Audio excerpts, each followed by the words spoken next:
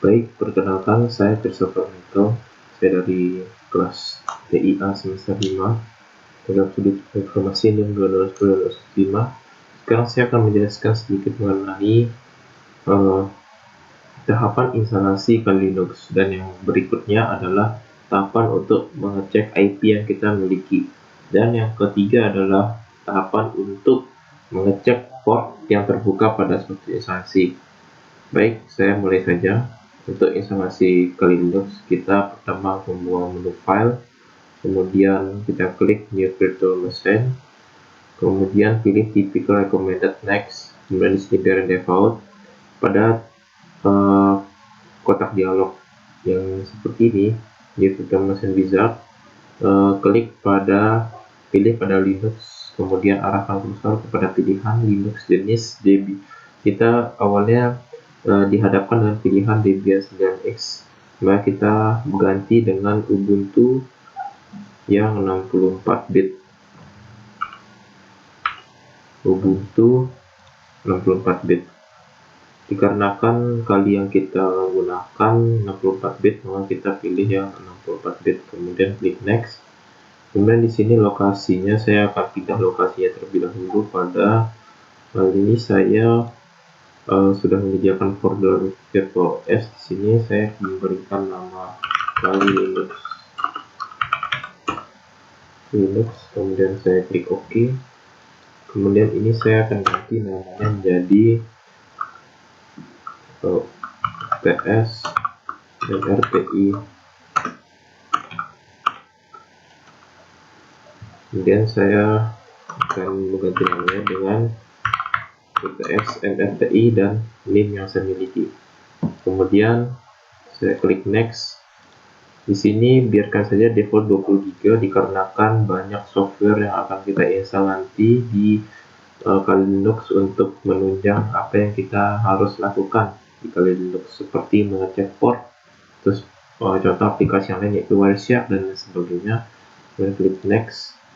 Pada kotak dialog yang ini, kemudian muncul button customize hardware. Kita klik customize hardware, kemudian di sini select CD or DVD, kemudian kita choose DVD or image. Di sini saya akan kebetulan di sini terdapat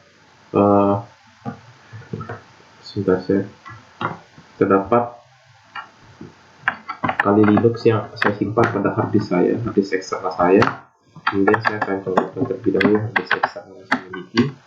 Mungkin di tempat-tempat lain mungkin saudara-saudara punya di lokal disk sendiri, yaitu DVD, drive A, mungkin lebih cepat. Tapi saya ini menyimpan di harddisk eksternal, oleh karena itu agak lama prosesnya. Kemudian kita masuk ke directory tempat kita menyimpan file dari instalasi Kali Linux, yaitu saya menyimpannya di file OS. Nah, di sini ada Kali Linux 2021 installer AMD64, yang berarti Kali Linux yang seri 2021.2 yang bertipe installer dan installernya yaitu AMD64 adalah dia ini 64 bit gitu. Kita bisa klik 2 kali atau klik open. Di sini saya akan klik 2 kali. Kemudian sudah masuk di sini kita close, kemudian finish. Kemudian tunggu beberapa saat. Nah, setelah sudah keluar atau sudah muncul VM yang udah di setting tadi, kita akan merunning VM-nya tadi.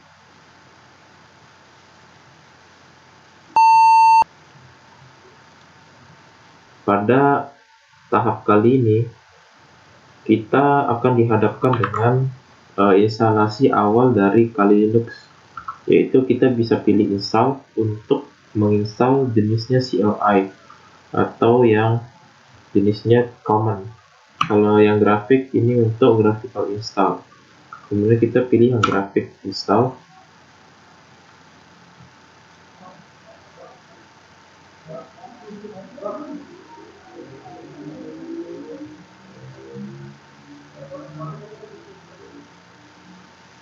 Kemudian di sini ada pilihan bahasa. Di sini kita bisa menggunakan default bahasa yang digunakan, yaitu bahasa Inggris, atau kita bisa memilih bahasa Indonesia. Pada hal ini saya akan memilih bahasa Indonesia saja untuk bahasanya. Kemudian di sini ada pilih lokasi. Pilih lokasi kita pilih Indonesia. Kemudian untuk mengatur keyboard kita pilih aja default Amerika. Kemudian di sini dia mendeteksi perangkat keras. Deteksi terkait media instalasi. Ini media apa yang diinstal. Kemudian kita tunggu beberapa saat.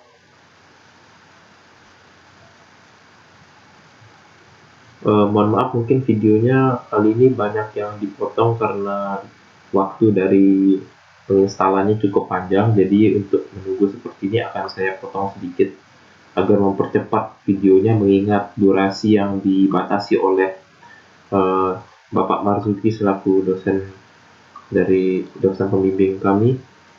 Kemudian di sini nama host kami biarkan default saja. Kemudian ketik lanjutkan local domain. Ini saya ganti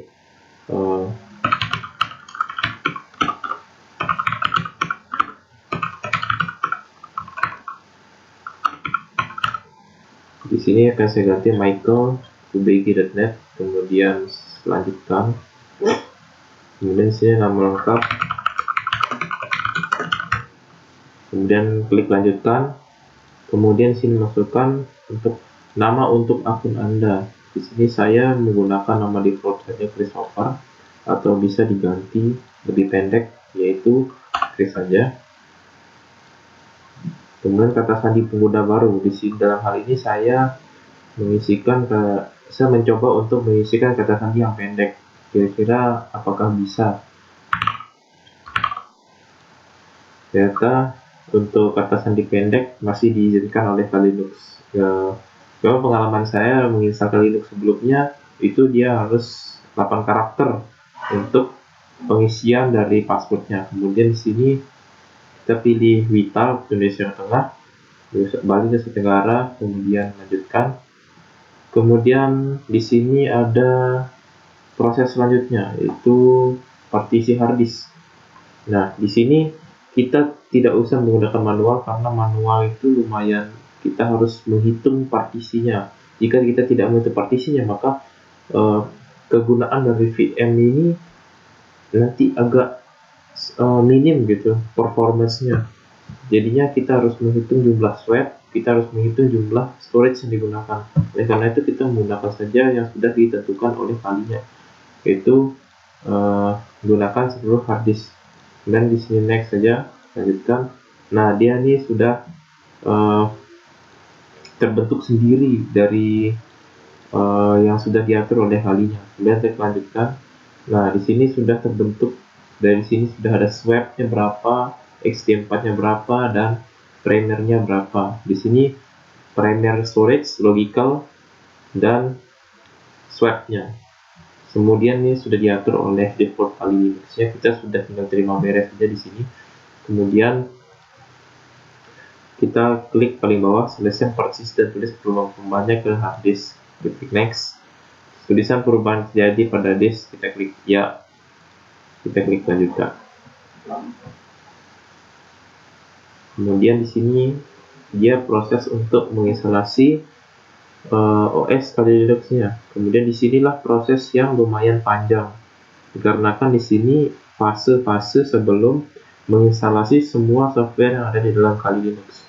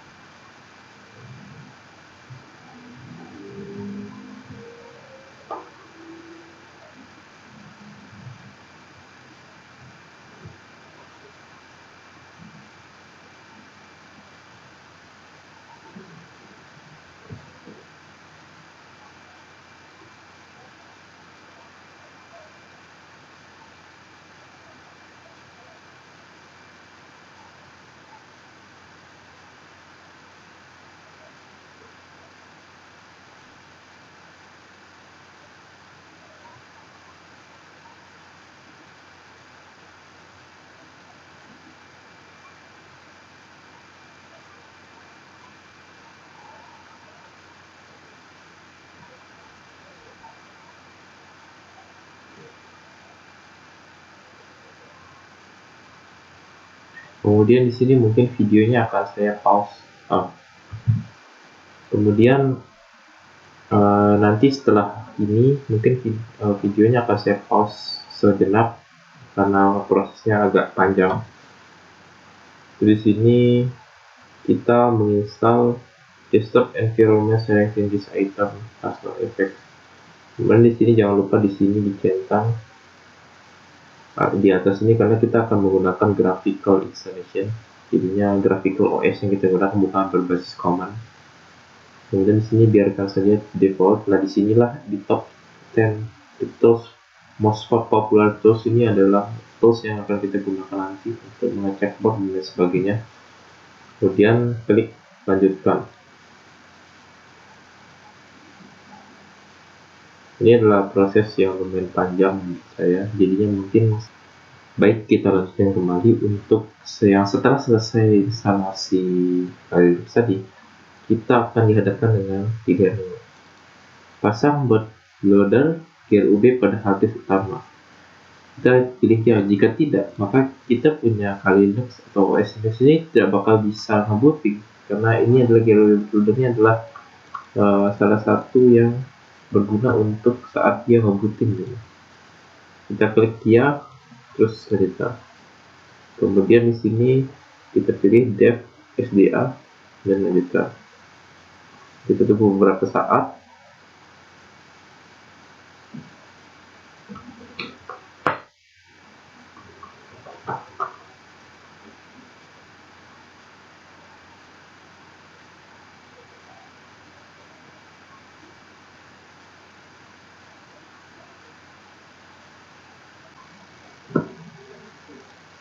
Baik, kemudian setelah menyelesaikan proses instalasi, kita klik lanjutkan. Kemudian kita tunggu lagi beberapa saat. Nah, kemudian dia akan merestart kembali mesinnya. Ya. Nah, kemudian di sini kita dihadapkan dengan Linux, kita akan enter aja. Kemudian tunggu beberapa saat.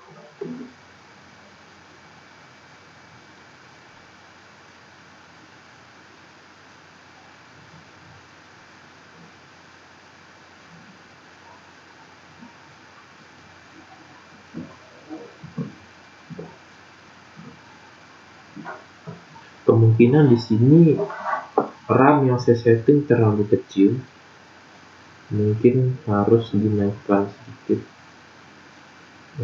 Untuk menaikkan RAM, kan kita matikan dulu virtual mesinnya.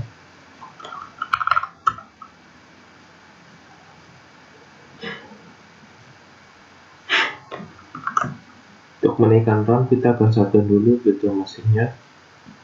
Kita shutdown. Kemudian kita edit.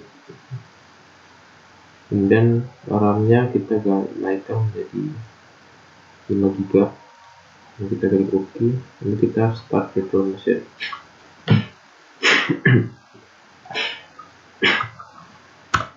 Kita klik enter. Kemudian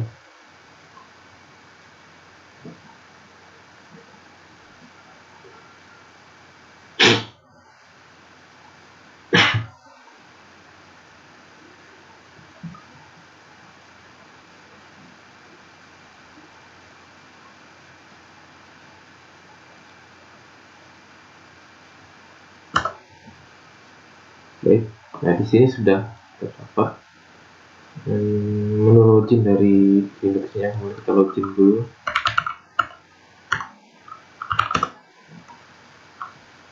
Kemudian di sini kita sudah dihadapkan dengan desktop Linux, Kali Linux maksudnya. Oke, tahap berikutnya adalah kita akan mengecek port yang terbuka pada web suatu instansi. Baik, sekarang kita akan mulai untuk cara mengecek IP, alamat IP dari kita punya VM kali ini ya, Kali Linux ini maksudnya. Kita tinggal ketikkan perintah IP addr. Ini adalah IP yang kita miliki. Ini sudah tampil IP yang kita miliki, yaitu ini, yaitu DHCP yang kita dapatkan dari sumber internet dari sini. Sebenarnya kan di sini dia NAT kan, makanya dia kalau jika dia tidak NAT maka dia tidak bisa terhubung ke internet. Maka di sini dia dapat alamat IP 192.168.229.138. Nah, setelah itu kita akan ngecek port yang terbuka pada satu situs instansi. Di sini kebetulan saya menggunakan situs dari instansi pendidikan, yaitu Yayasan Islam Mandiri. Dan kita di sini sebelum kita mulai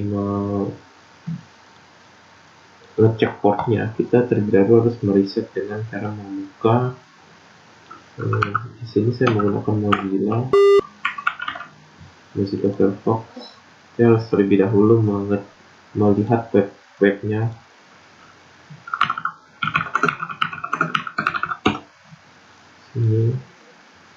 Di sini adalah alamat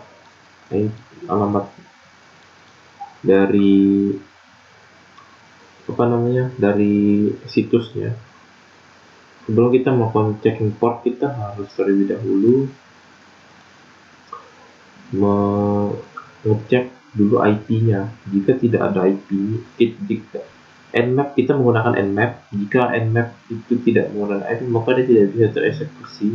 Oleh karena itu, kita untuk mengetahui IP dari situs ini, kita harus terlebih dahulu melakukan ping ke alamat ini. Jadi untuk mengetahui alamat IP yang dimiliki oleh situs ini. Kemudian dipastikan saja di sini tempel. Maaf, salah. Kemudian di sini kita copy dan di sini kita paste. Kita clear dulu. Kita paste di sini.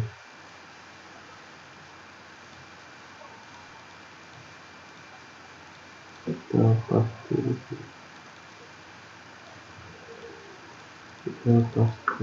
sini. Kemudian di sini kita tidak gunakan HTTP-nya, kita tidak gunakan kita ping dulu. Nah, di sini sudah diketahui bahwa alamat IP-nya adalah ini. Lalu kita lakukan perintah lagi yang bernama nmap open. Kemudian alamat IP dari ini. Dan di sini tempel. Nah, tunggu beberapa saat, kemudian dia akan menycan alamat dari menginginkan port dari alamat IP-nya, port mana yang terbuka gitu. Mungkin butuh beberapa saat untuk mengeceknya.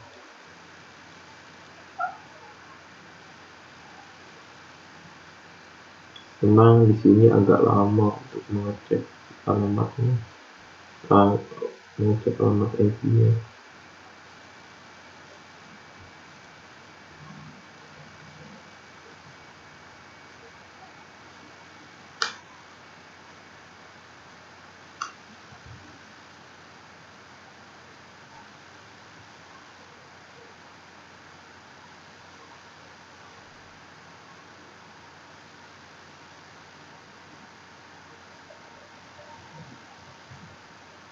Mungkin videonya akan saya pause dulu hingga nanti selesai menycan. Nah, di sini sudah terdapat port yang terbuka dari situs ini, dari situs Yayasan Islam Mandiri Denpasar ini. Nah, di sini terlihat bahwa port FTP-nya open, berstatus open. Di sini nomor port dan jenis protokol yang digunakan apa. Kemudian di sini ada service. Service ini adalah service FTP, contohnya service-nya untuk transfer. Di sini juga ada service untuk SSH, ada juga service untuk HTTP. Wah, di sini juga lumayan banyak untuk Emacs juga ada untuk port 3 juga, jadi portnya lumayan banyak yang terbuka di sini. Inilah tampak dari port yang terbuka. Cara membacanya yaitu surface di sini adalah surface dari port itu. Jadi misalnya HTTP Hypertext Transfer Protocol, yaitu statusnya adalah open, terbuka, dan bernomor portnya dan 80, dan jenis protokolnya adalah TCP, Transaction Control Protocol. Nah, kurang lebih seperti itu cara membacanya. Selanjutnya akan di tahap selanjutnya adalah menginstalasi Ubuntu Server.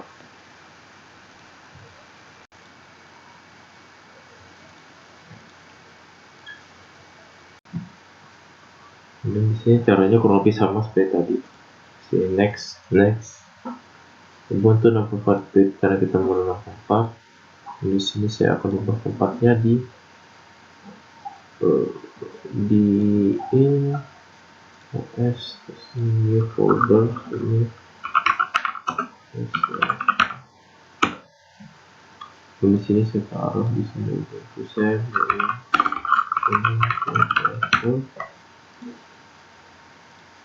saya biarin 20 GB. Next, kemudian customer software. Sini kita pilih new, kita browse, kemudian kurang lebih caranya seperti instalasi Linux pada standar. Kita close, kita finish. Kemudian di sini kita akan running. Setelah kita running, kita akan dihadapkan oleh beberapa pilihan. Sini ada dua pilihan, kita pilih yang atas.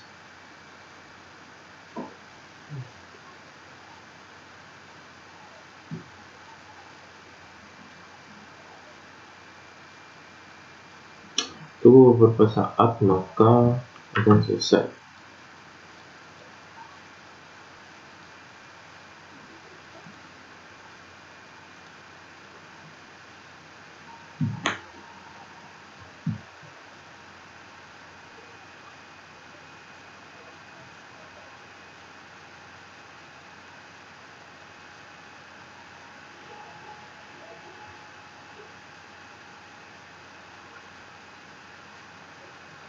Kemudian di sini kita dihadapkan oleh pilih bahasa. Kita pilih bahasa, kita coba bahasa Indonesia. Tidak ada. Kenapa kita cari bahasa Inggris? Tidak bahasa Inggris saja, tapi bahasa Inggris UK. Oh, di sini ada bahasa Indonesia. Terus di sini kita, karena di sini kita mau mempersingkat itu, jadi kita continue with update dan sini kita dan saja, ini dan oke.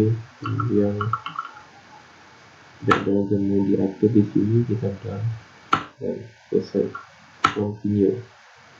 Kita isikan nama kita, nama saya. Server name sini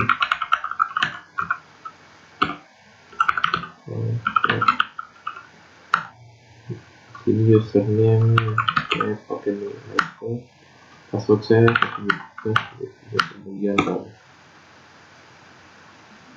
saya selesai server kita. Untuk nanti saya bisa remote, oleh karena itu saya bisa.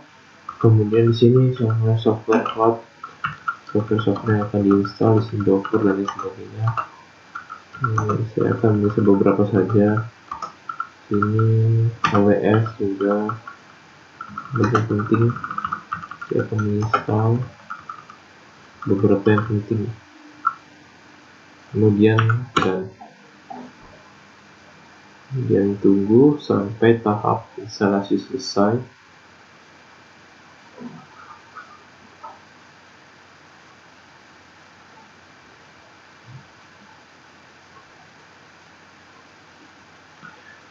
Mungkin karena ini adalah Ubuntu Server.